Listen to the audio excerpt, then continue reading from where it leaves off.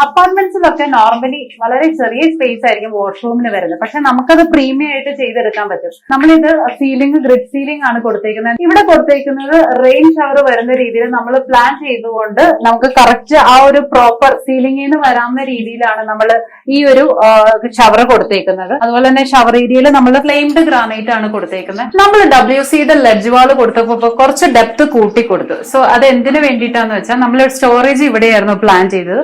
So കുറച്ച് depth കിട്ടാൻ വേണ്ടിയിട്ടാണ്. അതുപോലെ തന്നെ ഇതിന്റെ മേളിലാണ് നമ്മുടെ വെന്റിലേഷൻ വരുന്നത്. സോ അത് കവറായി പോവാതിരിക്കാതെ ഒരു ക്യൂരിയോസ് എന്നുള്ള കൺസെപ്റ്റിലാണ് നമ്മളിവിടെ എടുത്തത്. സോ ഇന്റീരിയർ പ്ലാൻസ് ഒക്കെ കൊടുത്തിട്ടുണ്ട്. അതുപോലെ തന്നെ വാഷ് ഏരിയയും നമ്മൾ ഒരു പ്രീമിയം ലെവലിലാണ് കൊടുത്തേക്കുന്നത്. സെയിം നമ്മൾ വോൾ ടൈൽ തന്നെയാണ് വാഷ് ഏരിയയുടെ ടോപ്പിൽ നമ്മൾ കൊടുത്തേക്കുന്നത്.